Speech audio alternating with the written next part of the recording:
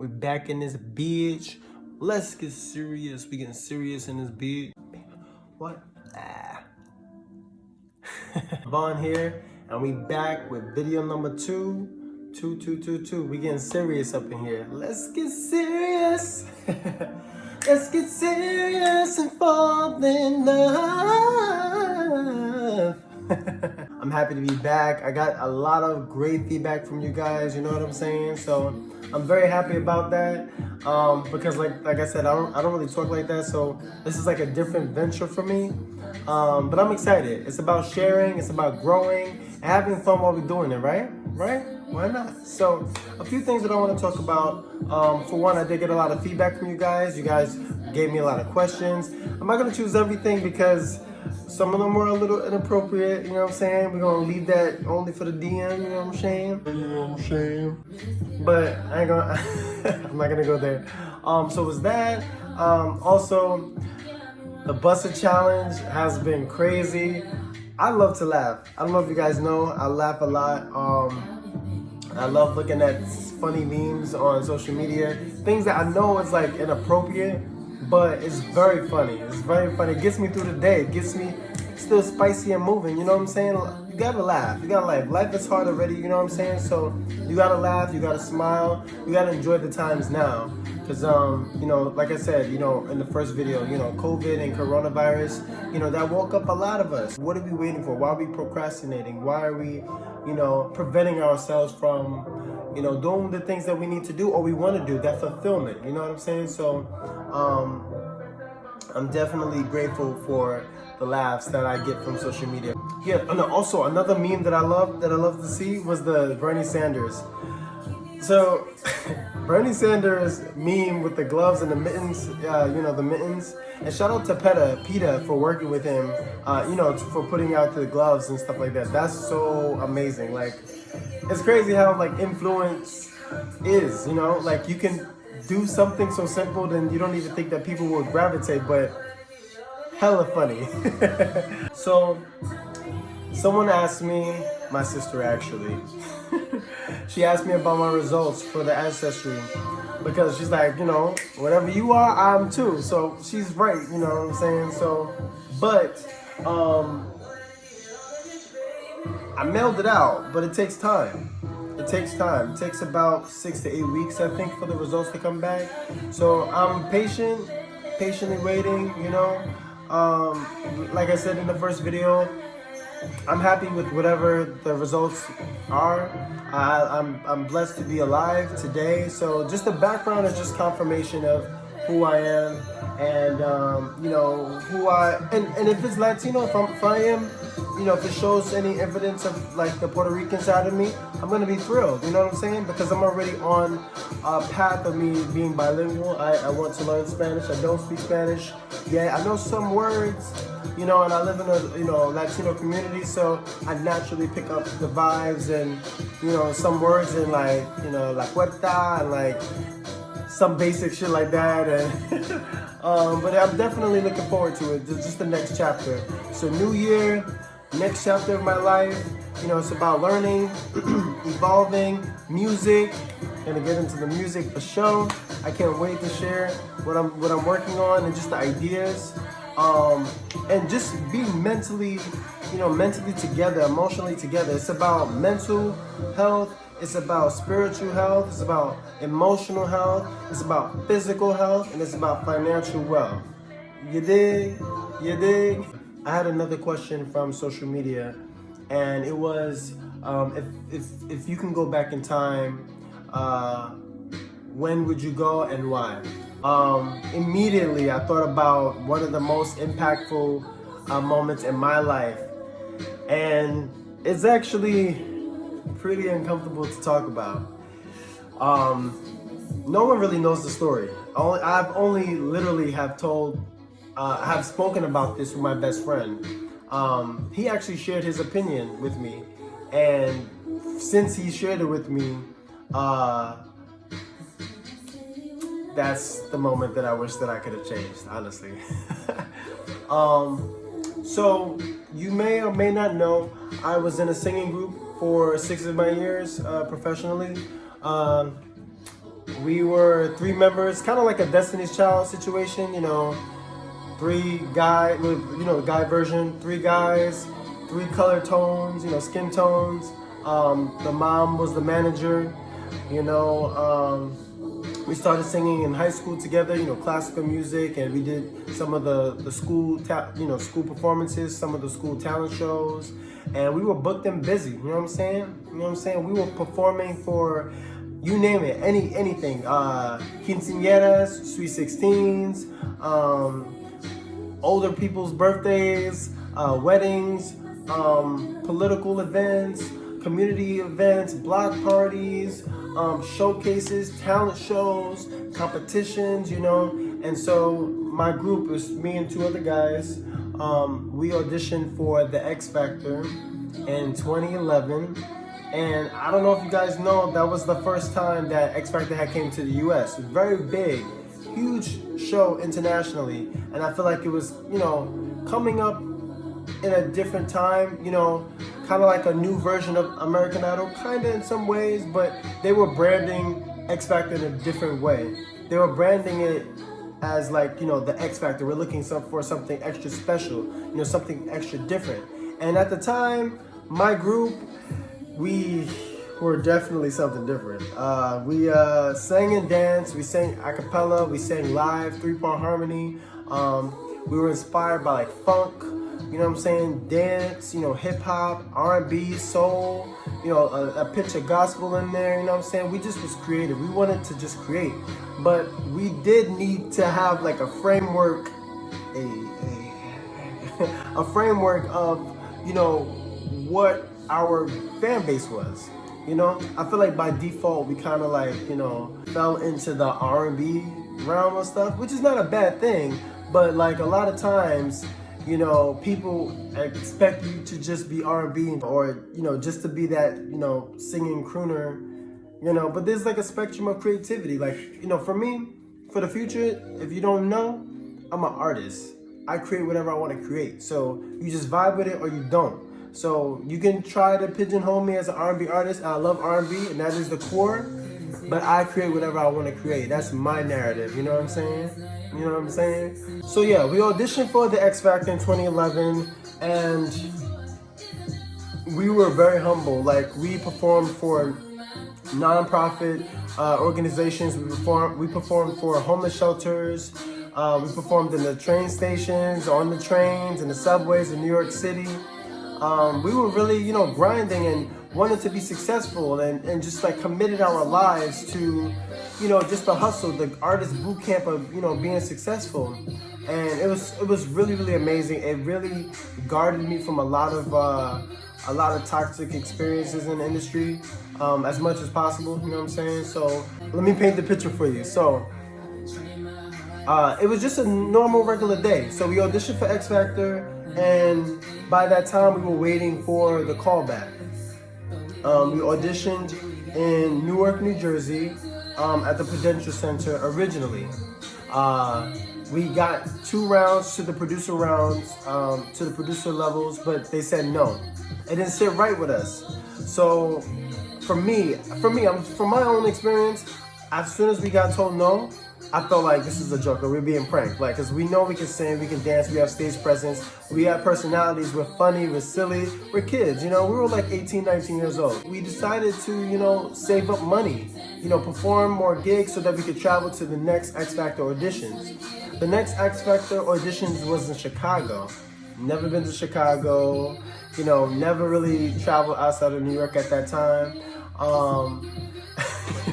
So we hustled and we got enough money to travel all the way to Chicago on the Chinese Greyhound, or the Chinese coach bus.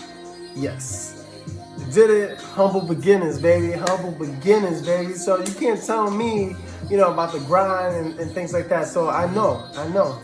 Anyway, we saved up our money to audition. Immediately they remembered us. And so we got to the first round, we got to the second round, and the third round, and they said, you know, we'll keep in touch, you know, you guys did a great job, we'll keep in touch. And then a few days or a few weeks after, I can't remember exactly, on my birthday, we had a performance. And for me, I'm the type of person, at that time, I was the type of person that didn't really take vacations, didn't really see the need to take vacation, because how my mind worked was that, I wasn't being useful if I wasn't performing or doing something. So I didn't feel the need to relax. And at that time, I didn't really celebrate my birthday like that. I didn't do anything festive. All I can recall, all I can remember is just hustling, grinding, going from show to show to show to show, just being busy and active. So that day, on my birthday, we had another show. We were going back to my best friend LC's house to drop off our performance equipment, mic stands, microphones, our PA system, our sequence performance wardrobe.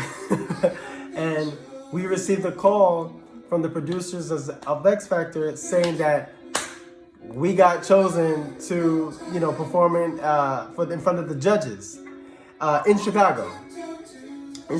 So that's L.A. Reid, that's Paula Abdul, that's Cheryl Cole. She's one of the singers from this group in Europe and UK. I forget the name. Simon Cowell, Paula Abdul, L.A. Reid, and Cheryl Cole, the 4 judges. And Nicole Scherzinger was one of the co-hosts at the time. She eventually became one of the 4 judges after Cheryl Cole left the judging panel. But we got the call on my birthday, and to celebrate, we bought Popeyes. Yes, Popeyes. So I digress. So I was singing Popeyes. Yes, Popeyes. X Factor. So Chicago. So we went back to Chicago on the China Coach bus. Okay. We went back to Chicago, and we got a chance to perform in front of the judges as well as a big crowd. Mind you, no one knows us. No one knows us from nothing. You know what I'm saying? And we come out there with sequins on, and my hair was like, I had really, really long hair at the time. I was like, Rico Suave, you know what I'm saying? So y'all ain't know me then, you know what I'm saying? Now y'all got Mr. Clean, you know what I'm saying? That's what y'all got right now. But it's cool. I'm still making it work. I'm doing what I gotta do with it, you know what I'm saying? So, in Chicago, yeah, we got there and nobody knows us. We were auditioning, and at that time we were strict. We didn't eat before performances. We just drank water, we drank tea, we spoke very lightly, you know what I'm saying? And when we interact, it was just like, okay, your harmony, what's your harmony? What's your note? Remember, and then start doing like choreography gestures, right? So, still painting the picture for you, right? So boom. We started performing our performance. We started it off singing Bohemian Rhapsody, Queen, a cappella, 3-part harmony, and the crowd goes loco, like loco. And we did a small part of it, and then we stopped, and then we sang "Oh My Gosh" by Usher. And then we started dancing, baby, let me love it down, yeah. There's so many ways to love you, baby, I could break it down, yeah. So we did Bohemian Rhapsody into Usher OMG, and we're dancing, everybody stands on their feet. Like, you would have thought, like, we were, like, already known out there, because everyone was electrified by our energy on the stage, I grew up listening and watching and studying Michael Jackson, NSYNC, Usher, Beyonce, Destiny's Child, Janet Jackson, people that really put on a show, people that were entertainers and can still hold a note, you know what I'm saying? Somebody that can sing and captivate the crowd. Like, that's what it's about. I'm paying to see a show. Like, because if you're going to just give me the record, I don't have to be at the show. I could just listen to the song, you know what I'm saying? So, like, I study people like that. So when we performed, that's why we got booked for a lot of different events too.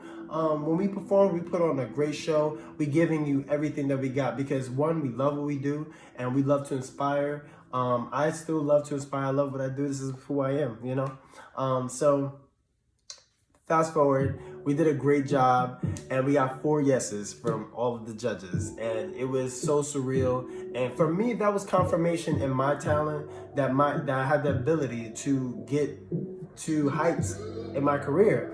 And I still do believe it. I'm never giving up on my career, my dream, and everyone's dream. And this music is hella loud.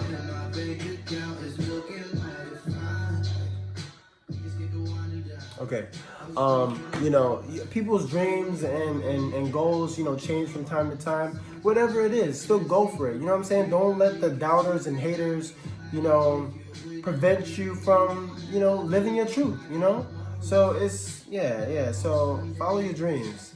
No matter how old you are or what age you are. Why did I do that? Why am I so extra?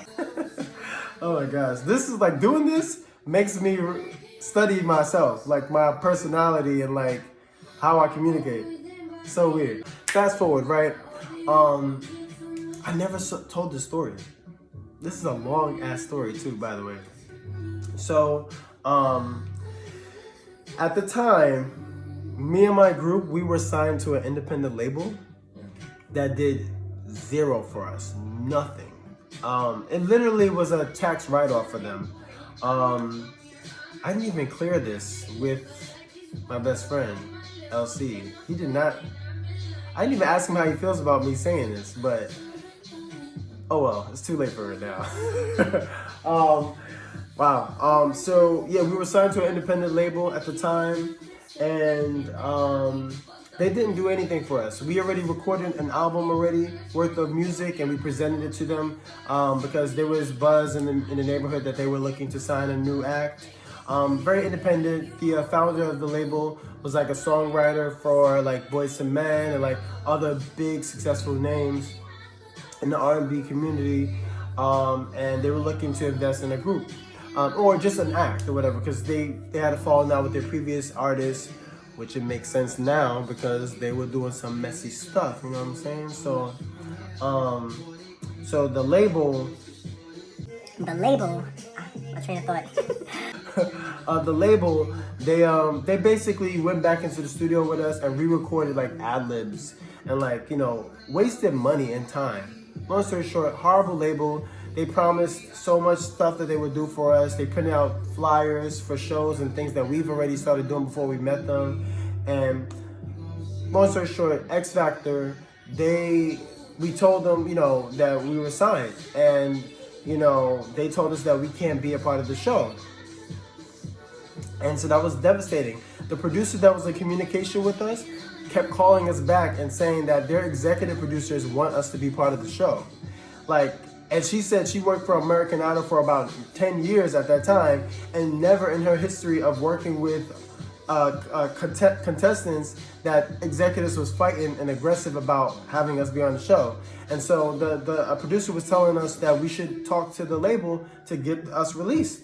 And so we were thinking of different things and trying to write up something. And mind you, we signed the confidentiality contract with X Factor for us not to communicate with no one about the show, of us participating in and stuff. You know, so we were very iffy about telling the label, which we should have in hindsight, like, because that's business. That's okay. Like, you can tell them, like, hey, this is the opportunity here. What's up, you know? So moving forward, we eventually printed out a document stating that, you know, we were released from the label with them. The contract with them was terminated, and they sent out our itineraries to fly out to California to be in boot camp for Hollywood. So first time flying on a plane, our flight was like at 6 a.m. and we were up the night prior trying to get this release form signed from the label. It was really dramatic. It was so like surreal and out of a movie. Hopefully one day I'll get my biopic. Thank you so much. Thank you so much. Right, so boom, we land into California with our sequence, with our performance, flashy clothing on, you know, and everybody is already communicating with each other because we arrived at boot camp late. So everyone's making friendships and mingling, and we didn't really socialize. We were there for business. We came out there to win, you know what I'm saying? So get there and we jump immediately right into auditioning. The last song that we did, the last song that we did was in boot camp. The last song that we did in boot camp was Bobby Brown, My Prerogative.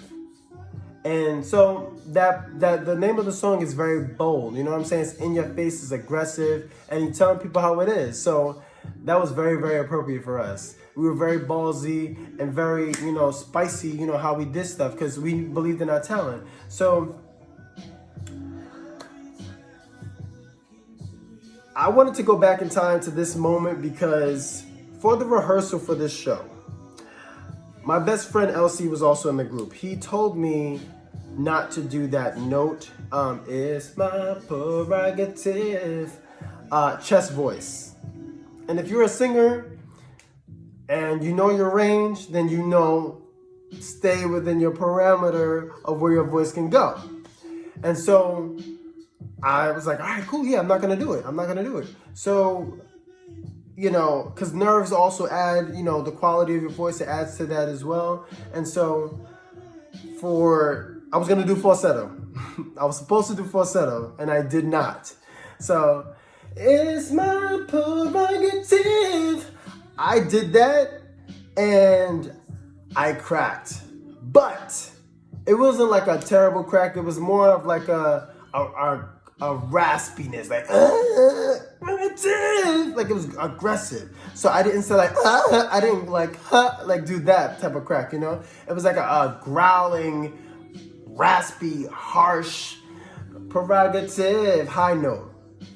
And so at that moment, Vaughn knew he fucked up. So yeah, that's the moment that I would like to go back in time and do that in falsetto, so it's nice and sweet, very Mariah-esque, and do the whistle note, falsetto, make it cute. But in the moment, I was so wrapped up in the moment that I was like, how you get like blinded by your experience, you got so much adrenaline and you're like have so much enthusiasm that you forget. So I literally forgot about what I was supposed to do for that moment. And I did it, and years later, my best friend Elsie tells me like that moment, he feels like I'm the reason why we didn't, advance in boot camp and, become, more, further through the X Factor experience, which is, it kind of hurt me a little bit because, I take responsibility. I did do that, but we can't rewind time. But if I could, I would definitely stop doing choreo, because we did choreography as well for that. And just, sing my cute little note, keep it cute, keep it sexy, move right along. They split us up in 2 different rooms at that point. And I don't know if you guys remember X Factor, they didn't have any upper age limit. That was the first time that TV shows did that. So we seen grandmama and like older people, pregnant people in our room that we went to. And so I looked around and I said to myself, oh yeah, we going home. We going home, guys. Boot camp was cute, but we going home now. So that moment still, it's really, really amazing that I had the opportunity. I'm grateful for my experiences. I would like to redo it, but I know it can't be done. So I take pride in my experience and I learn from them. I learn from my limitations of what I can and cannot do. The things that I can, I just work on it. Just work on it, So that's that. I'm gonna briefly talk about actual moving forward music because I took up a lot of time to talk about this. My next project, I am definitely gonna be talking about my experience in my last relationship. And when it comes to dating, I want to know, like, have you ever pursued someone and the communication is trash early on and you disregarded that and still pursued the situation? That's what I did. I think I like the idea of me being with my ex because of the aesthetic. We look different, racially ambiguous, and she comes from California, so it's just like opposites attract, kind of, you know what I'm saying? And if you into zodiac sign, I'm an earth sign. I'm down to earth, you know what I'm saying? And my ex was a fire sign. a fire sign. And for a long time in my life, I did not like you fire signs because y'all very toxic for me, very problematic for me, but as I evolve and I change, I'm like a moth to the flame. You guys are definitely the flame, fire sign, and I'm attracted. I'm allured to you guys. I love fire. I love fire. I love fire, and I guess you know what it is. It gives me balance too. It gives me my excitement. So when I'm not being my artist self and performing and Rico Suave and Rico, the fire sign, the fire energy is what balances me, because I'm already calm, but like the excitement, I get the excitement from performing, being in my artistry, dancing, creating music, and fire sign. So if you tell me you're a fire sign, I'm already like, what do you want? What do you want, my heart? Get away from me, So that's that. Early on, I definitely I don't know what I was expecting early on, but I should have listened to those signs and, look at those signs in the beginning that this wasn't going to end well. Because when somebody's playing with your emotions early on, not being consistent with communication and not being all the way truthful and just giving you a little bit, you got to question yourself in a way where it's like, does this person have your best interests at heart? Are they playing games? And what's their real intentions? Like for me, whatever I put my heart into, whatever I put my time in, that's what I'm interested in. You know how you hear people say, if a person really want to see you, they will see you. If a person really want to call you, they will call you. And that's so true. When people are very, sometimey when it comes to communication, it's like, what's your intentions? Like, do you want to play with my heart? You want to play with my emotions? And I used to say that I'm emotional because I'm an artist, but that's an excuse. I'm just emotional. I'm emotionally connected, to people. I'm an empath. I am an empath. So because I know that about myself, pull up that wall, protect my heart. Protect your heart, baby. Protect this heart. And my heart is gold. You know what I'm saying? So that definitely sealed the deal for me. So for a while after that, after I dumped my ex, indirectly though, but I dumped my ex. After that, I definitely pulled up a wall emotionally. I may have hurt some people's feelings because, they wanted to be with me, on a more serious level. And I'm not ready. I'm still healing. I'm still focused on myself. And I want better results. I want to be happy. I want to happier. You know what I'm saying? I want to be happier. And I am. I'm focused on my health and my mental health and my emotional health, and focused on my goals and my wins for this year. I still, of course, you win some, you lose some. That's life, right? But it's about how you bounce back from that. It's what you do to, get further into your goals. That's why I don't like vision boards, because like the vision is there, but like, what's the plan? What's the goal? Get a plan down, So, so that's that. Like, what are your intentions? Be clear with your intentions when you connect with people. And, my ex definitely pulled a number on me. And it's okay. You live and you learn. I'm in a great space because I got a chance to travel. I got a chance to be on vacations and be vulnerable. I got my feelings hurt. I cried. I definitely cried. I definitely cried, man. And I'm hardcore. Like, externally, you can say whatever you want to say, and that does nothing to me. But once you have access to my heart, like the people that you care about, they are held at a higher standard. So you have to, they have to watch what they say, and you have to watch what you say, because if you care about the person, you take that in consideration. You can't say, oh, that's just how I feel. You can feel how you feel and still respect people. if somebody says that that's not true, or like they're not willing to make the adjustment, then there's a lack of care. There's a lack of effort. Like, I'm going out of my way to make sure that I don't snap back at you and like talk to you crazy because I care about you. You know what I'm saying? So if someone is incapable of doing that, it's okay. It's okay. You adjust. You yourself adjust. Don't try to change people. Don't go into relationships trying to change nobody. They got to change on their own. You know what I'm saying? They got to change on their own. And if they want to change, do your thing. You know, do your thing. And if they cannot change, then they just don't have the capacity. They don't have the capability. It's okay. But, you know, first acknowledge it and then you move on. Pretty heavy stuff for today. Dang, freaking second video. You know, we two down. I don't know how many more to go.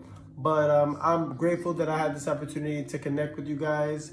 And I'm looking forward to video number 3.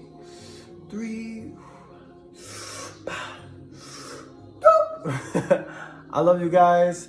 Peace and love. Let's stay woke. You know what I'm saying? Let's check in with all of the people that we love and care about, our families, you know, and do the things that give you fulfillment. Live this life. You heard? You did? Peace and love.